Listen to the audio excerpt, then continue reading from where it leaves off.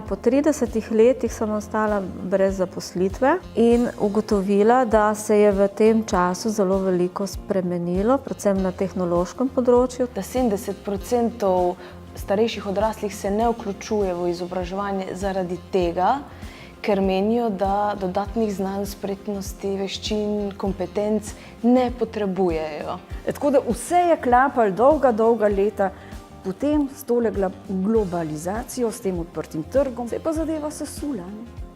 In pol kaj, kako je, najprej logično, tih, sramota, odmik od vseh, občutek, da se to samo meni dogaja. Ja, zaradi tega, ker pri starejših ponavadi samopodoba dokaj slaba, sploh tisti, ki so izgubili zaposlitev in so brezposelni in so po dolgem stažu zaposlitve v položaju, da si morajo iskati novo službo, po možnosti na novem področju. Mi smo izvedli analizo potreb gospodarstva po kadrih, izobraževanju in usposabljanju v občini Ajdovščina.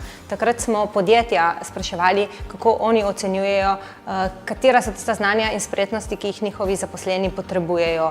In izkazalo se je pri veliki večini, da zelo je potrebno izboljšati komunikacijske spretnosti. Potem se je zelo izpostavila veščina znanja tujih jezikov. Digitalno pismenost. In četrta veščina, ki se je zelo izpostavila, je tudi samoiniciativnost in podjetnost. Potem sem se udeleževala teh izobraževanj, se pravi preko zavoda. Trenutno se vključujem v izobraževanje za angleščino.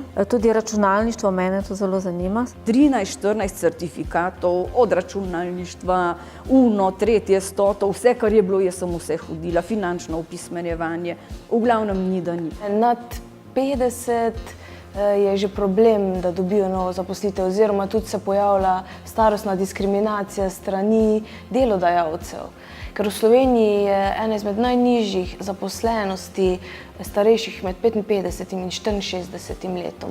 Zagotovo obstajajo medgeneracijske razlike, izziv je prenos znanja iz starejših na mlade. In se jih lahko zelo dobro vključi v nek kolektiv v kombinaciji z mladimi. Pol mi je nekako ta samozavest, se je ta krivulja že nekako dvigala, S sabo vzamem vse tiste certifikate dobljene, dodatnega neformalnega izobraževanja. Kratko, malo drug dan sem imela službo.